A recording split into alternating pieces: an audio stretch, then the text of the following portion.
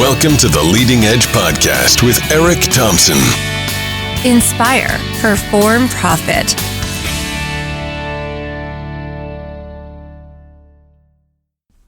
Well, hey everyone, welcome to the Leading Edge Podcast, episode number 8. I so appreciate you engaging with this podcast. This one is going to be really special for me because I'm making this podcast, episode number 8, to honor a really good friend and mentor of mine.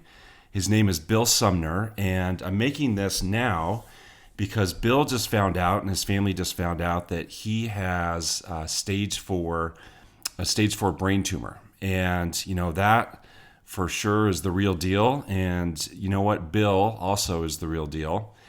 And I figured the best thing I could do is teach you some of the things that Bill taught me so that we get even more good vibes and love and prayers and thoughts going Bill's way. All right. So that's why I'm making this podcast for you here today. So Bill, I believe, is the best one-on-one mindset coach on planet Earth.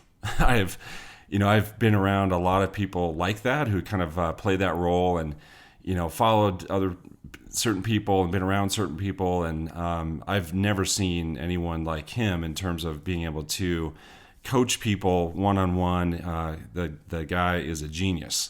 So I was lucky enough to work with Bill for several years. I was lucky enough to be in a couple mastermind groups of his, worked with him one-on-one for a long time. So I was really blessed to get to learn a lot from him. And what I'm going to do is give you 7 big mindset lessons that I learned from Bill. And these are things that, without learning these things and getting this coaching from Bill, I would not be who I am today. No way. And so I thought it'd be cool for me to pass on some of the lessons. I could probably do 20 of these podcasts of things I learned from Bill, but I'm going to give you the top 7 things I learned from Bill.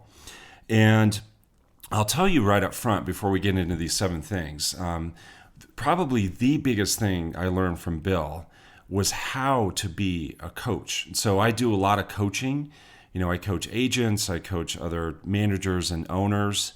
So when I watched Bill, when I experienced Bill, I learned how to be a coach. And the biggest thing I learned from Bill in that sense was that it's the coach's job to believe in the player, oftentimes even more than the player believes in themselves. And there were so many times when I watched him coach others, and certainly when he coached me, that when it came to me, that he was believing in me in that moment way more than I was believing in myself. And so I learned that from Bill, and I've taken that into my coaching. So when I coach people, thanks to Bill, when I coach people, I believe in them oftentimes more than they're believing in themselves, right? So when someone's kind of in a bad spot, they're in a rut, they're stuck, whatever, it's my job to believe in them and their potential more oftentimes than they even believe in themselves. And so before I met Bill, I had that mindset of, you know what? I just can't want it more than they do. And I see that a lot in coaches, people that play a coaching role. They kind of stop short of going all the way in terms of believing in someone else's potential. And they'll say those kind of things, I just can't, bottom line, I just can't want it more than they want it. Well, you know what? That is such BS. And, you think about great coaches like, look at the most recent college football championship between Alabama and Clemson. So you have Dabo, Sweeney, and Nick Saban. Do you think they oftentimes want it even more than their football players, right? Even more than their players on their team? Well, yeah, absolutely they do. So I've taken that same philosophy into my coaching, and I learned that from Bill. It's totally to his credit. So I'm actually, in a couple months, I'm hosting a coaching mastermind group, putting together a small group of people to talk about coaching agents. And so that theme of believing in the player even more than they believe in themselves, well, that's going to be a thread that's woven through the 2-day mastermind that I'm hosting, and that's all thanks to Bill. All right, so let's dive in here. So that these are 7 things that I have learned from Bill Sumner. Again, it could be more like 57 things, but let's just go with 7 for today. So let's start here. So number 1, whenever he would speak in front of a group, he would always start with this. So he'd write up on a whiteboard or up on an easel. He would write this sentence. It would say, all humans have, and then he would draw a blank line, and then he would write the word potential. So it would say, all humans have blank potential. And so he would ask the audience, all right, help me out, fill in the blank. And of course the audience would say what? They would say unlimited, right? So then he would write the word unlimited up on the board, and then he would say, but there's a catch here. And he would write little asterisks next to that sentence. He would say that most people add their own asterisks to their own sentence, and they add the asterisk that says, except me, right? So he would say that as a group, we would know and believe all humans have unlimited potential, but oftentimes us as individuals, we put an asterisk on that sentence and we say, except me. And then he would say, well, let me ask you this. Is there anyone here in the audience that isn't human? And of course, that would get a laugh. And so the point is, and where he would take this, is that it's not us that are limited, it's our strategies that are limited, right? So us as individuals, as human beings, we're never limited, it's just our strategies. So none of us are broken. We may have broken strategies in this or that area of our life. So some people go through life feeling that they are broken. They are not broken, it's their strategies that are broken. So if the takeaway here is, if you ever feel that any part of your life is limited, it's not you that's limited. It's your thinking that's limited, right? So it's just your thinking, it's your strategies in that part of your life that are limited. So all you have to do is just change your thinking, change your strategies in that part of life. So flip it around from going through life thinking that you're broken or thinking that you're limited. No, that's not true, because all human beings have unlimited potential. We just sometimes have to fix our thinking, fix our strategies, okay? So that's number 1. Number 2 is a lot of fun. Number 2 is this tool that he teaches called Don't Spill the Milk. Don't spill the milk. So his point is, most of us, when we're brought up, we heard from our parents, don't spill the milk. So imagine you're a 4-year-old and you're walking from the kitchen to the dining room table holding a glass of milk. It's likely that your parents directed a command at you that said, don't spill the milk. And no fault of theirs. That's the best thing they knew to say in the moment.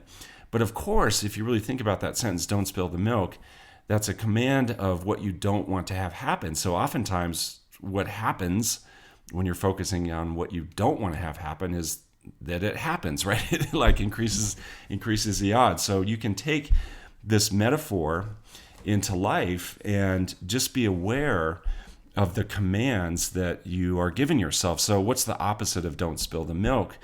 The opposite of don't spill the milk is to walk carefully. So my wife and I now, when with our little girls, when the girls were growing up, thanks to Bill, the command we would give them when they were carrying the glass of milk is, hey, walk carefully, right? So that's a more constructive command. So you just want to be conscious of, be aware of the commands that you're giving other people, like maybe your kids or people that you're working with or coaching. You want to be aware of those commands, and especially you want to be aware of the commands that you are giving yourself, all right? So you want to speak in terms of what you want, not in terms of what you don't want. And that's a real challenge for people. They're not used to speaking in terms of what it is that they do want. They would rather talk about what they don't want, and they're hoping to avoid things that they don't want. We'll flip that around. Get focused on, get latched on to what is it that you do want. What's the walk carefully version of what you want to have happen versus the don't spill the milk version.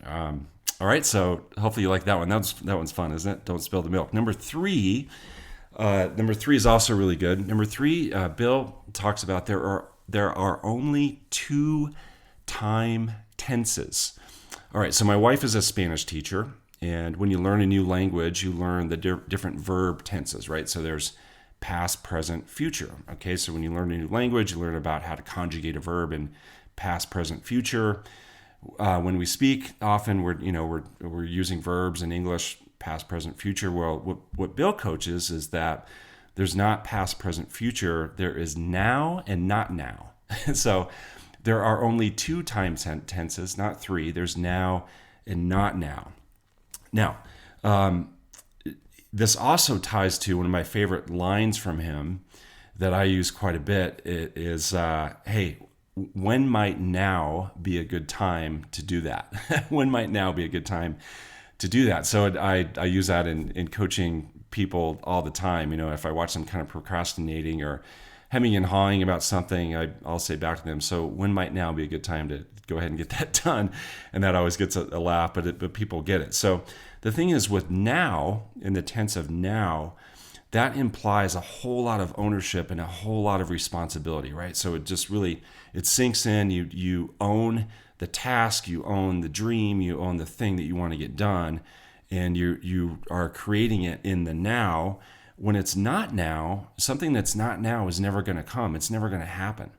Not now will perpetually be not now, right? So it's either now or not now. So anytime you are not in now, you are in not now.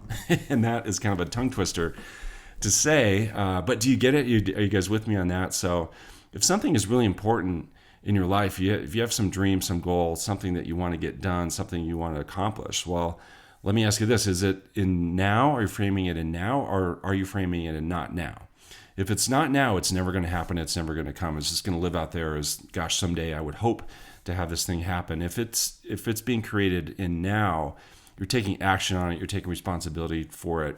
You own it. You're focused on it. You're committed to it.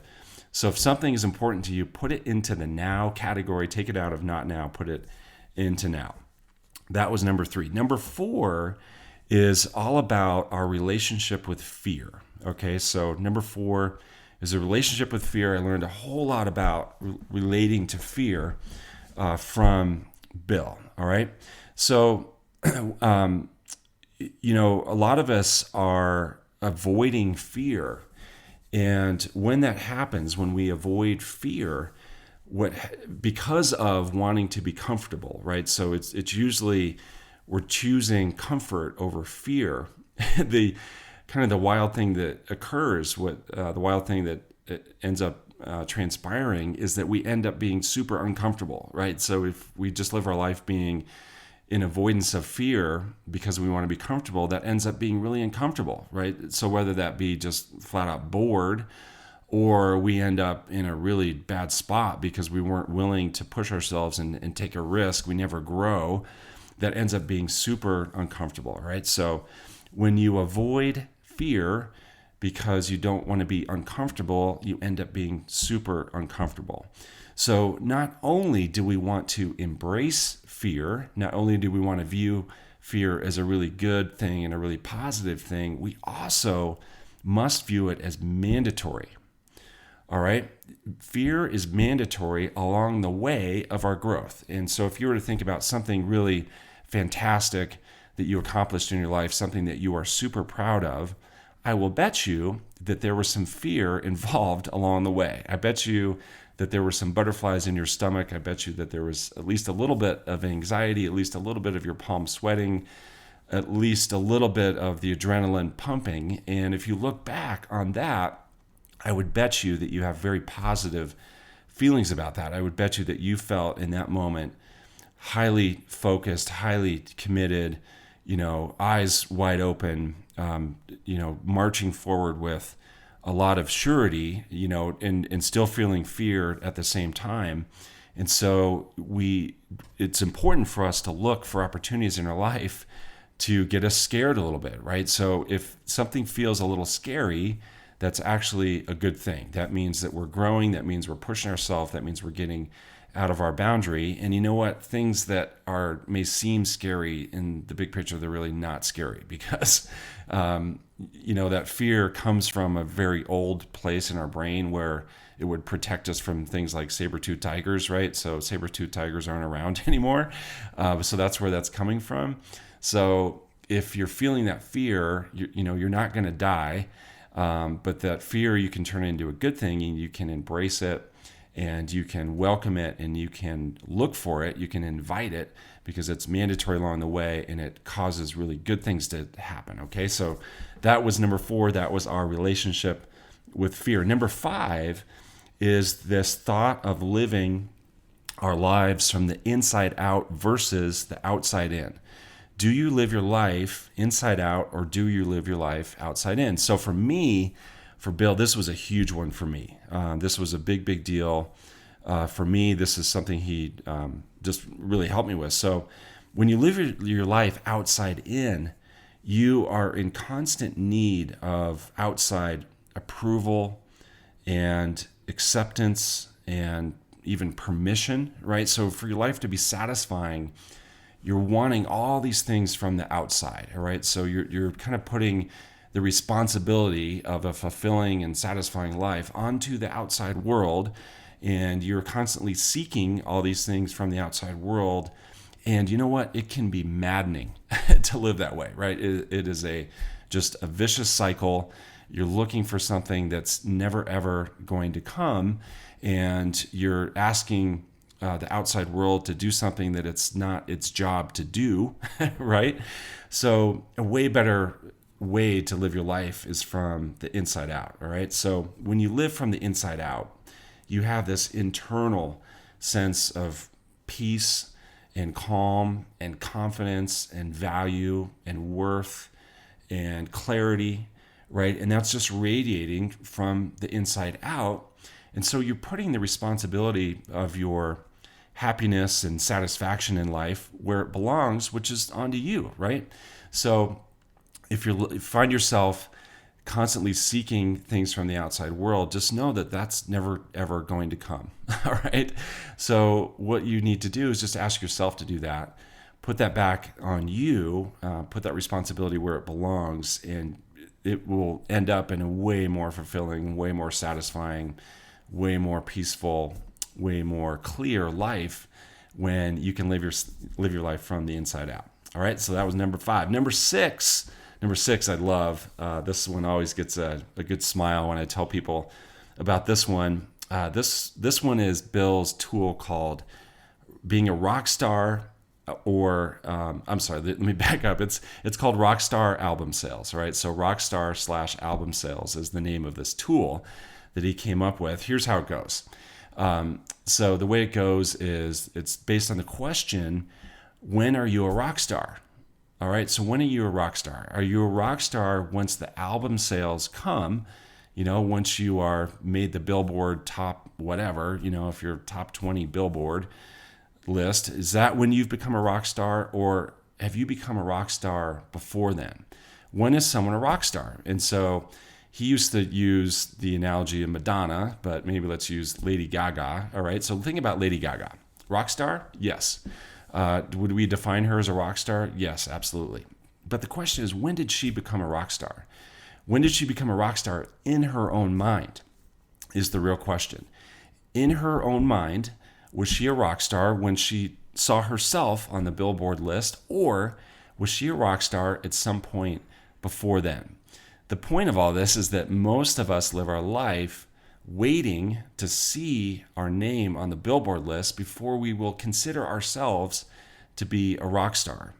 But it's counterintuitive because you're never going to make it onto this metaphorical Billboard list until you see yourself as a rock star first. So we have to see ourselves as the rock star first in order to become the rock star, in order to end up on the Billboard list. So I see this a lot, oftentimes in people that I'm coaching. They're kind of waiting for the result for them to buy into themselves, right? They're waiting for that external result for them to then buy into themselves. They're saying, well, once I see that I can do X amount of transactions, then I'll really believe that I'm a rock star real estate agent. Well, can you see that that's never going to happen, right? You must see yourself as the rock star first. See yourself as the person who does a whole lot of real estate transactions first, and then the result is going to happen next, okay? So seeing yourself as the rock star must occur before the album sales. So that's number 6, Rockstar album sales. Number 7, the last one, a very significant tool, really helpful tool, really powerful tool. This is at now a deeper level. It's this tool that Bill calls called I Choose Meaning. I choose meaning. The point of this tool is that the act never defines you. The thing that happened to you never defines you. what has more meaning than the thing that happened is what you do after the act. So it's the act after the act that has way more meaning than the thing that actually happened to you. So something bad happens to you. Someone does something harmful to you along the way at some point in your life. The beauty of life is that you get to choose the meaning of that. You get to choose the meaning of what happened. So one way that you could choose the meaning of that is that you could be kind of in a victim mindset about that. Oh, woe is me. I can't believe that happened to me. I feel so bad about that. That, the world is scary and bad, and I can't believe all these bad people, and how on earth could that ever happen to me, right? So that could be the meaning of that. Or you could flip it around. You could choose a whole different meaning.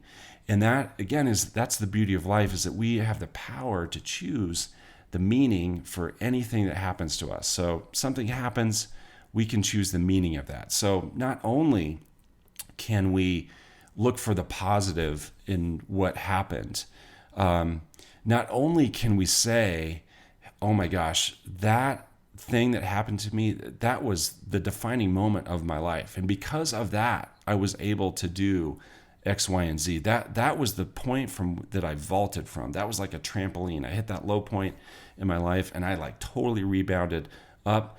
Not only can you view it that way, but you can also get to a place of gratitude for it. So not only are you saying, oh yeah, that was a defining moment in my life, and I grew so much from that. I'm resilient because of that. I learned all these new skills because of that.